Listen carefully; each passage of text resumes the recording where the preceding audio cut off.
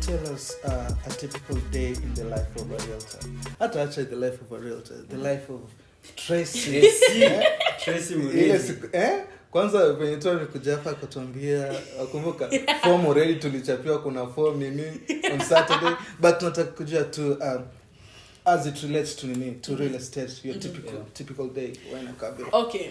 So as Tracy, I do section my day into like 3 sections. So I have my finder time, I have my doer time, and I have my keeper time. So my finder time is like in the morning, like when I wake up at around 7, right?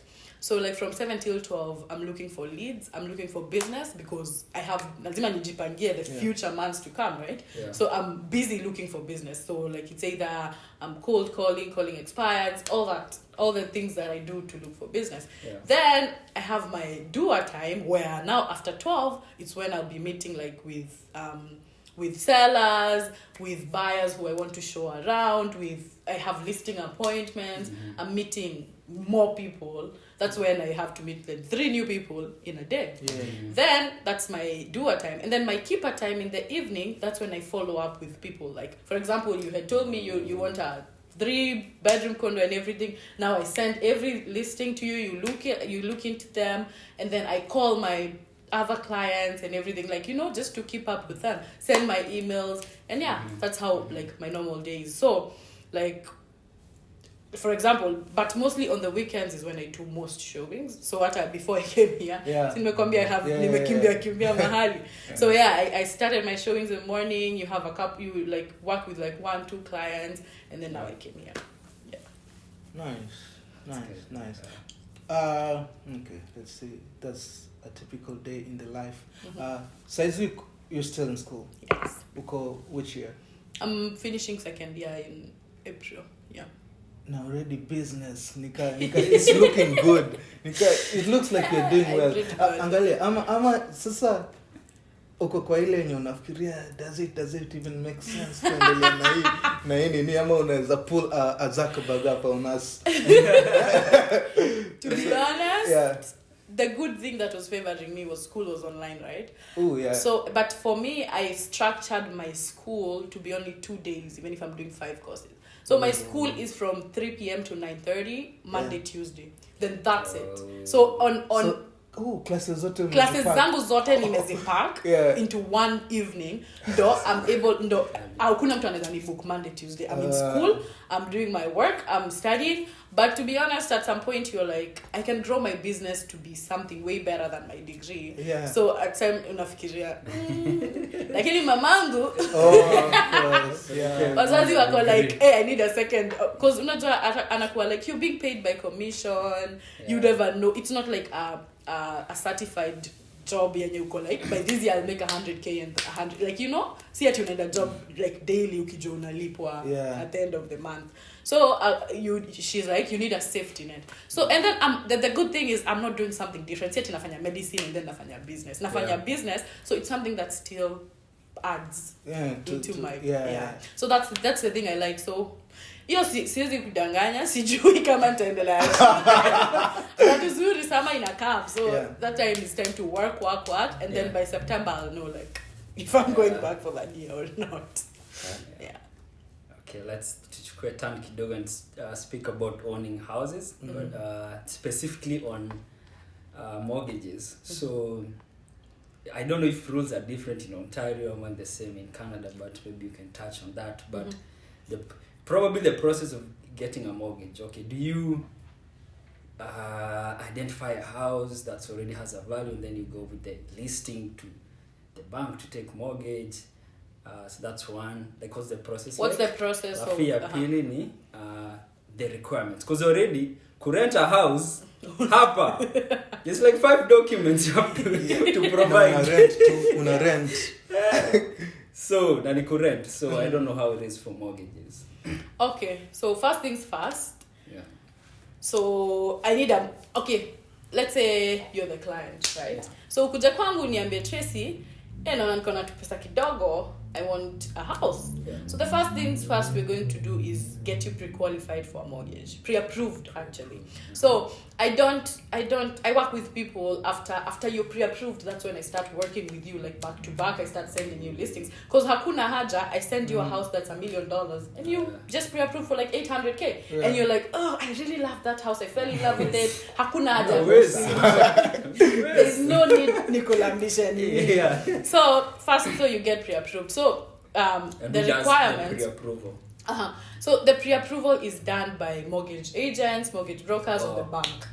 So basically, I will send you to a specific person who's going to help you. Now, like my friend who was talking about, like Kevin Gatoto. Yeah. Now I will send you to him, and then he's going to ask for all your documents and everything. But mostly, what you need is you need a good credit score, of course. So so credit score 600, 500, 650, 680 and above will be something good, because if you have like a less desirable credit score, it'll be your interest rate yako imekuwa higher, and that's what you're trying to avoid. And then second things, you need your down payment saved up. And the thing is, most people think you need 20% down for a house, which is not true. You just need, this is it, for the first 500K of a house, you need 5% down. And then for anything between 500K and $1 million, you need 10% down. Then anything above $1 million, don't unahitaji 20%. So it's tiered. What? Yeah. So basically, for example, ukitaka nyumba ya 900K, for the first 500K, tutahitaji 5%, so in 25K. And then nini imebaki juu? 900 minus 500 is 400. On the 400, tunafanya 10%. Hiyo itakuwa 40K, then una add. So unahitaji 65K for that. For 900. House. So most people think, 20% Tracy, I can't afford that. I'm like, no, who told you? Like, so unaweza anza na like 5% of 5. Ukiwa na 25K, tutakutafuta nyumba mahali. So yeah, it's always like down payment. Shajiona kama house owners hapa bana. Actually, see, but the worst thing is I call a lot of people. Yeah. And I'm like, how much is your rent? Someone is like, my rent is like 2,500. And I'm like, unajua mtu ana nyumba ya 400K analipa mortgage ya 1,500. Wewe unalipa 2,500 for rent. Yeah, analipa 1,500 for their own mortgage. So that's why I always tell people, Tracy, I can't afford the house. I'm like, how much is your rent? 2,300. Save up, you can afford, you can pay it, like your mortgage payment ya 2 months yenye unalipa mwezi moja. Able to break down hizi nini vizuri. So 5% down payment, nyumba inafaa kuwa up to what? Up to 500. Up to 500. Yeah. Ambao unaweza pata a house for how much? Tuseme lower end. Kuna 200, 300, 400. 400. Like their last house, okay, say with the market being like a little bit high, we can get something for 400, but it will be outside the city. But I don't mind driving if I'm owning property. Yes, tuseme 400. So 5% of 400K. Ningapi? Ebu calculate. What? It's like 20K. It's 20K. For 20K. Yeah. Okay, 20K. But kuna other fees, of course, ndio. So I guess I'm interested in that now. Kama closing fees, ama vitu tu yenye utalipa to get to hadi uko approved finally uko house owner. So we have your down payment. We've 20K. calculated 20K. Yes. But then your closing fees, that's like 1% of your purchase price. So 1% of 400K ni 4K, right? So hiyo ni pesa yenye unalipa land transfer tax, hizo vitu zote. And then we'll need a fee for if you're doing inspections on the house. Inspection ni kitu kama 300. Yeah. So that's it. Ongeza 300 hapo, and then they always want to see a little bit of savings zimebaki kwa account ndo waone utaweza kulipa like in the future. So maybe kitu kama 4K 5K kibaki kwa account iko sawa. So if you add all that, total inakuja kitu around at 30K. That's it. That's all you need. So I'm always like, it's something so small. Nakwanga like, why are people not looking into home ownership? Like most Kenyans hapa mtu ana rent, you can afford that, and I have a way better deal rather than buying a resale. So let me talk about this. Okay, so we already went through your requirements for credit, and we also went through your down payment. So the third thing yenye who katia watu is your debt to income ratio. Unapata mtu, you have a lot of debt more than the money that's coming in. So when the bank checks at your debt to income ratio, you don't have a space for new debt, for new healthy debt. So watakuwa like, bude uko na loans mingi, uko na car loan, uko na student loan, uko na nini. So udapatanga ukienda kukua pre-approved na mortgage agent, anakuambia buda, like, pay off your loan first, pay off your car loan first, and then tunaweza pre-approve for a house. So basically, that's also something people don't look. Na hiyo debt pay inaweza kuwa kitu kama credit card balances. Credit card balances. Itakuwa more common, I guess. Mostly. So credit card balances, OSAP, all that. So hiyo ndo kitu, another thing they check. Like, getting pre-approved ni basically kukwambia how much of a house can you afford. So ndo wakwambie you can afford $500,000 of a house, inamaanisha wameangalia all those requirements, wameangalia pia credit history yako, si credit score pekee, like watakupea hawaangaliangi uko na 700, sawa, wanaangalianga how many missed payments did you have, nini. So work on that if you're still saving up for down payment. But then I have a better deal. That's what I was talking about. Let's go. So, shida I have a perfect credit score. I don't miss payments. Lakini sasa hauna do. Hauna the whole 20k. Tunaanza wapi? So, the good thing is we now have pre-construction condos. That's some pre-construction condos are condos that you buy before zimalizwe, before they're done, before even they're built. So tuseme nikinunua pre-construction condo this year, itamaliziwa maybe in 4 to 5 years, so 2026 ndo nita-move in. So the thing about pre-construction condos is you'll have to pay the whole 20% down without like kujua price, like either above $1 million or nini, but hiyo 20% hauilipi once. Unalipa kidogo. So the first time ukisign agreement useme unanunua, utalipa kitu between 5k to 10k. And then watakwambia maybe in like 30 or 180 days pay the first 5%, then unalipa hivyo kidogo until siku yenye utahama ndo unalipa the last 5%. So unaenda kama down payment ya let's say it was a 400k condo, which sijui kama zinapatikana siku hizi. But like if we do calculate 20% of 400k, itakuwa around hiyo pia unachukua later. But that's high generation. 400. Yeah, same 400k. Yeah, 80. So 80,000. But then sasa hiyo ina dividiwa 4 times, unalipa pole within those 4 years. Alafu uzuri wa hizo ni ikifika 2 years down the line na haikubambi, unaiuza, you sell it on paper, na uzuri it's already appreciated in value on paper. So ulinunua 400k, within the next 2 years real estate goes up, so it's gonna be like maybe 500, right? So you sell it for 500, sell it to someone else who's going to buy the project for 500. It's already 2 years down. So that's the deal. I don't have that much money, nitaanza wapi. Alafu uzuri wa hiyo, most people even they take line of credit, then kazi yao ni kuchukua hizo, and then unauza like before imaliziwe, unafanya hivyo mara kadhaa. Hiyo ni biashara ya mtu sasa. Hiyo ni biashara. It's like flipping houses but you're flipping condos. Yeah. But then tulikuwa tuna have your discussion ya flip. So let's say you take nyumba na mortgage, and then after like kusema 2 years hivi, you nini, how so you can transfer a mortgage from yourself to the next owner. Na bado the interest rate inabaki the same. But I think what you're talking about, the flipping part, is we call it the BRRRR strategy. So if you buy, you rent it out, you live in it, and then you renovate. Buy, renovate, then rent it out, and then you refinance. That's the last part. So unanunua nyumba inakaa tu hivi ovyo, una renovate, unaongeza nini, unaongeza like countertops rembo, una repaint, unafanya nini, and then for most, like for me, if I was to do that, nitairentisha out, and then after that, because you may renovate, you've already increased its value. Yes. Just by renovating it. So after you renovate, unaenda kwa bank, unawaambia buda, nime renovate nyumba, I want to refinance my house. Watakupea the amount of value that you may increase, watakupea uende ununue nyumba ingine. So that's what we call the BRRRR strategy.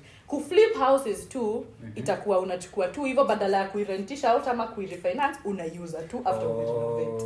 But which the better one that most people look for ni sasa the BRRRR strategy. So you buy it, then you renovate it, rent it out, then refinance it. So unabaki bado na property na ile pesa imetoka kwa hiyo property because of increase in equity unaitumia kununua nyingine. Hiyo kitu I think nitaifanya. Yeah. That's something you should look into. Actually mnashikana nyinyi wote, you guys do it because the amount of down payment you need for one mnaweza afford watu watatu watano hivyo. Mimi napenda venye kitu it's so practical. Yani I think watu hawana the information. The information, yeah. But when you break down inakaa it's very doable. Achievable. Yeah. So basically, yeah. Niko na another question about price ya houses. I think umesema prices increase now. So when COVID came, what was the situation in terms of pricing your houses in Toronto, for example? Okay.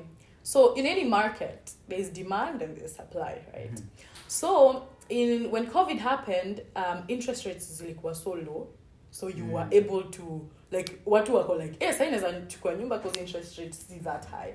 So inakuwa we have a lot of buyers na hatuna watu wengi wanauza nyumba. So of course watu wenye wako na manyumba watafanya nini? Si unahaikisha price. So that's how the market went up, like value, watu wako like na 200k in value within 2 years.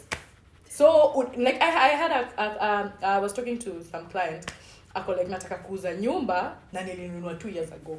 Now the amount of value yenye ime increase just because of COVID and the fact that interest rates ziko chini na watu, we have more buyers than sellers. It's become the sellers market. So unapata nyumba moja unapata like how many you find like 8 offers on one house. Watu wanane wanataka hiyo nyumba na watu wako like I don't want inspections, I want nothing, ikuje venye iko ni hivyo. So that's the state you're seeing. So it's really hard if you're a buyer's agent.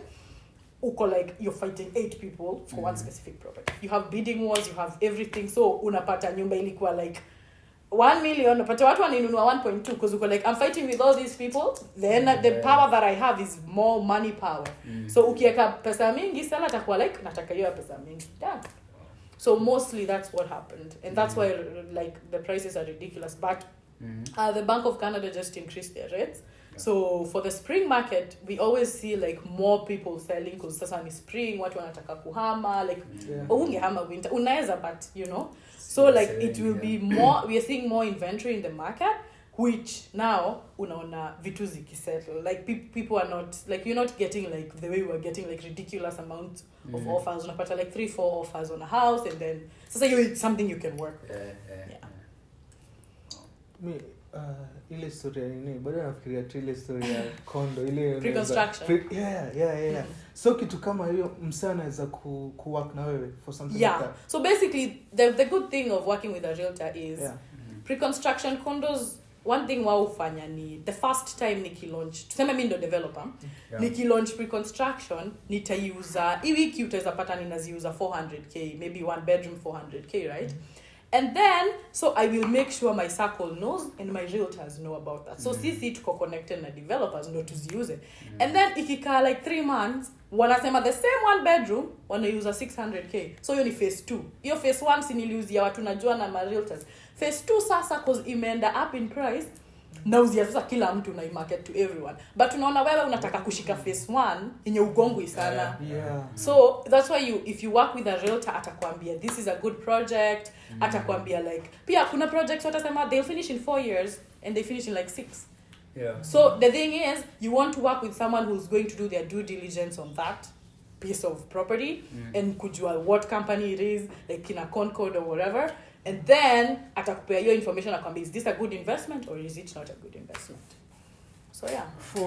It sounds doable, but first time homeowners, you've talked about so many different routes and booms in order to become a homeowner, but first time kama hauna hata any experience, you're thinking of getting a home, you're confused, gani unadhani is the easiest route to take? First time homeowners, it's buying like a resale house. It depends. Unataka kununua nyumba uhame within 4 months, right? Yes. Ama unataka kununua nyumba ukoje miaka 4 ndo uingie. You know what I mean? So most likely for most first time homeowners, what you do is you buy resale property, because utanunua nyumba yenyewe ikiwa like hiyo 400k utafute down payment, and then after that ndo utakuwa na equity ya kuinvest in maybe pre-constructions, another rental. So most first time homeowners we see they buy condos if you can't afford, like sahi nyumba ni expensive kama unataka kubaki in the city. Utapata watu wananunua resale condos, like condo yenye shamalizwa nini nauza. Watu wananunua hizo as first time home buyers, and people are looking to move out of the city ndo ununue kitu unaweza afford. So yeah. So mostly go with resale property, resale condos, see like newly built pre-construction. Yeah. So the other question I have, I'm curious, is on land. Land, okay, I know in Kenya unaweza buy a piece of land from someone that you actually appreciate in value, then you sell. But nilikuwa nikisoma about land ownership huko nikasikia ati all the land belongs to Mona kama belongs to the government. Sasa so yangu ni can you actually buy a piece of land hapo 100 by 100 broti maguta Kakamuni. Unaweza kuna nini kama hiyo yenye unaweza tu buy shamba? Yeah. Because the land is owned by someone. Wakisema the land is the government, I think wanasemanga like 5% below. Ndo ukipata mafuta chini hiyo land yako useme mafuta ni but a piece of land, because ukinunua nyumba you're even buying the piece of land, right? So unaweza nunua a lot like 50 by 100 then ujenge nyumba. You can also like unaweza tujengea nyumba, you like work with developers when you're certified. But the good thing about working with a realtor ukijenga nyumba ni atakupea connections za watu wako certified already, because mtu anaweza kuja aseme mimi ni developer na you like akulete fake license kama kitu kama hiyo.